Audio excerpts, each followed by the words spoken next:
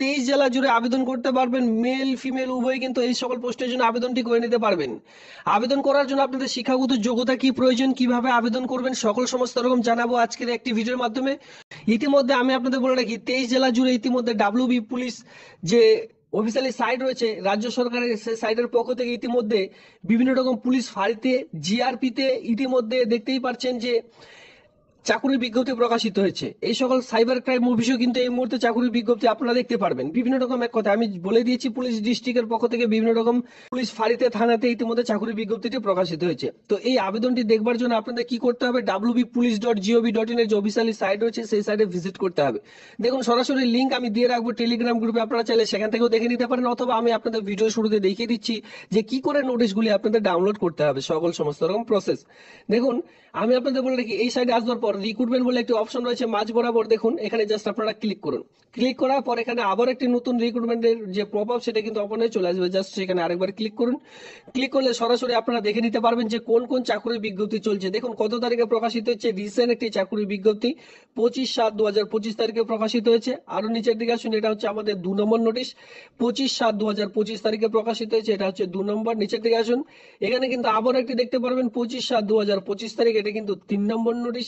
আর একটু নিচের দিকে আসলে এখানে আপনারা দেখতে পাচ্ছেন তার কিছু একদিন আগেকার একটি নোটিশ দেখতে পাচ্ছেন 24/7/2025 তারিখ, এটা হচ্ছে আমাদের 4 নম্বর নোটিশ। তো দেখতেই পাচ্ছেন কতগুলি নোটিশ একসঙ্গে প্রকাশিত হয়েছে। এছাড়াও কিন্তু নিচে দেখলে এখানে আবারও 9/7/2025 তারিখের তো একটি রিক্রুটমেন্ট আছেই। তো এইভাবে করে আপনারা রিক্রুটমেন্ট গুলি দেখে নিতে পারছেন। বিভিন্ন রকম চাকরির বিজ্ঞপ্তি কিন্তু একসঙ্গে প্রকাশিত হয়েছে। 23 জেলা জুড়ে আবেদনটি করা যাবে।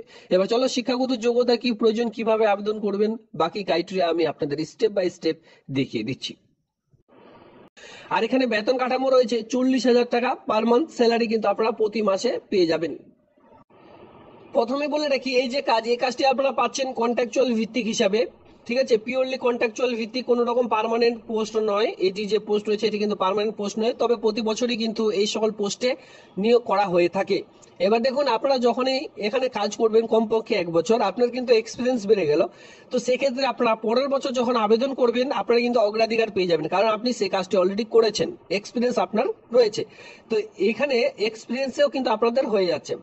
আর এখানে আপনারা বলে রাখি, এখানে কিন্তু ফিক্সড স্যালারি রয়েছে, মানে ধরুন আপনারা 2 বছর কাজ করছেন, 2 বছরও কিন্তু আর বেতন বৃদ্ধি হবে না, সেই সেম বেতনই কিন্তু আপনারা পেতে থাকবেন। যে বেতনটি দাঁড়াবে সেটা কিন্তু 40,000 টাকা পার মান্থ। দেখতে পাচ্ছেন প্রতি মাসে 40,000 টাকা বেতন কিন্তু আপনাদের দেওয়া হয়ে থাকবে। সো এরপরে আমরা গুরুত্বপূর্ণ পয়েন্টটি দেখবো, যেটা কিন্তু লাস্ট ডেট কি রয়েছে। দেখুন, আপনাদের পাঠাতে হবে যে ঠিকানায়, সে সকল ঠিকানা এখানে দেখতে পারেন। মানে এখানে যেহেতু 4 থেকে 5 ধরনের নোটিশ রয়েছে, এই 4 থেকে 5 ধরনের নোটিশের মধ্যে যেই জেলায় আপনারা আবেদন করতে চান সেই জেলায় আপনারা কিন্তু জমা করতে হবে ফর্মটি। এবার এখানে লাস্ট ডেট দেখতে পারবেন 6/8/2025 তারিখ পর্যন্ত যে আবেদন সেটা কিন্তু করা যাবে। তো বুঝতেই পেরেছেন, আগস্টের 6 তারিখ পর্যন্ত যে আবেদন সেটা কিন্তু করা যাচ্ছে। আগস্টের 6 তারিখ পর্যন্ত যে আবেদন, সেই আবেদনটি কিন্তু করা যাবে। এবার ইন্টারেস্টেড প্রার্থীরা খুব শীঘ্রই আবেদনটি করে নেবেন। আর বিভিন্ন রকম যে, এক কথা আমি আপনাদের টোটাল দেখিয়ে দিলাম 4টি নোটিশ, 4টি নোটিশে কিন্তু যে আপনাদের এক কথায় লাস্ট ডেট রয়েছে সেটা কিন্তু ভিন্ন ভিন্ন রয়েছে। তো আপনাদের একটু চেক আউট করে নিতে হবে, ক্লিক করে করে দেখে নিতে হবে। এবার এখানে কিন্তু আপনাদের শুধুমাত্র ইন্টারভিউর ভিত্তিতে পুরো প্রসেসটিকে কমপ্লিট করতে চলেছে, ঠিক আছে, কোনো রকম কিন্তু রিটেন টেস্ট এখানে আপনাদের হবে না। এবার এখানে আপনারা একটা কাজ করতে পারেন, এখানে রয়েছে একটি অফলাইনের ফরম্যাট, সেই অফলাইনের ফরম্যাটটি আপনাদের কিন্তু কি করতে হবে, প্রিন্ট করে নিতে হবে। প্রিন্ট করে আপনারা হাতে কলমে সুন্দর করে ফিল করে তার সঙ্গে যাবতীয় ডকুমেন্টস একসঙ্গে রেডি করবেন। সেই যে আপনার যে এক কথায় যে অ্যাপ্লিকেশন ফরম্যাটটি রয়েছে সেটা 1 নম্বরে রাখবেন, বাকি এডুকেশনাল কোয়ালিফিকেশন 2 নম্বরে, এরপরে আধার কার্ড, ভোটার কার্ড, যতদূর রয়েছে আপনাদের কোয়ালিফিকেশনের সঙ্গে এক্সপিরিয়েন্স থাকলে খুবই ভালো হয়, সেই সকল ডকুমেন্টস ছবি করে নিলেন।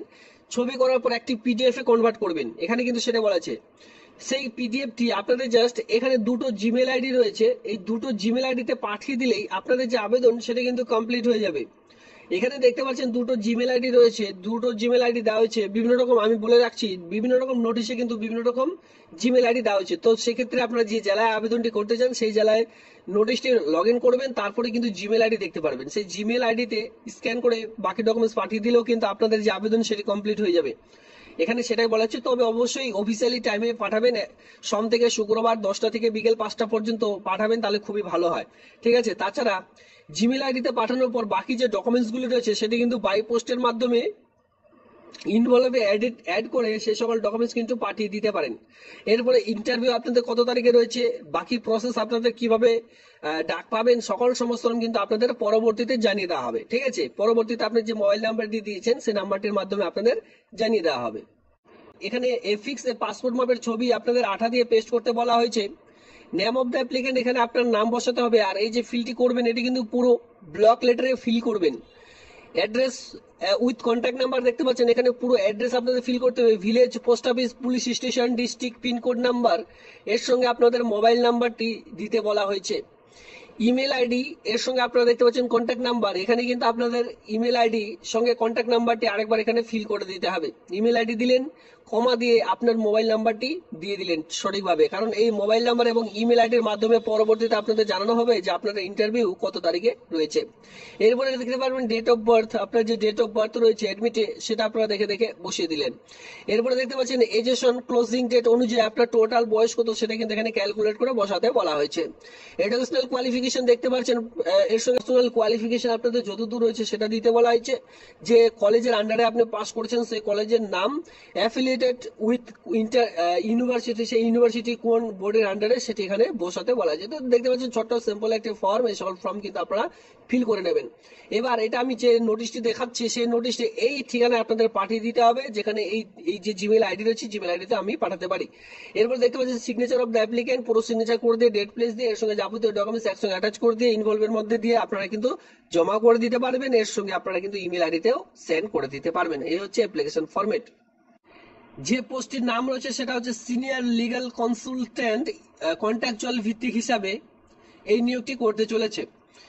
এখানে 40,000 টাকা পার মান্থ স্যালারি দেওয়া হবে। এখানে আপনাদের কিন্তু বিএ পাস, গ্রাজুয়েশন পাস শিক্ষাগত যোগ্যতা লাগবে। দেখুন এখানে গ্রাজুয়েশন পাস শিক্ষাগত যোগ্যতা লাগবে, সঙ্গে কি বলেছে অ্যাপ্লিকেশন মাস্ট বি ল, মানে ল নিয়ে আপনাদের যদি কেউ বিএ পাস করে থাকেন তাহলে আবেদনটি করা যাবে। এর সঙ্গে বলা হয়েছে দেখুন, যদি রিটায়ার প্রাপ্ত হয়ে থাকেন সেক্ষেত্রে খুবই ভালো হয়। আপনারা কিন্তু গভর্নমেন্টের যে রিটায়ার প্রাপ্ত যদি হয়ে থাকেন সেক্ষেত্রে অগ্রাধিকার এখানে পেয়ে যাবেন। 64 ইয়ার্স এর মধ্যে আপনাদের বয়সী থাকলে আবেদনটি করা যাবে। বিভিন্ন রকম ক্রাইম রিলেটেড আপনাদের যে কাজ সে সকল কাজগুলো এখানে কিন্তু ডিক্লারেশন করতে হবে। ঠিক আছে, এফআইআর রিলেটেড বিভিন্ন রকম কাজগুলি আপনাদের অ্যাডভোকেটের যে কাজগুলি হয় সে সকল কাজগুলি কিন্তু এখানে করতে হবে।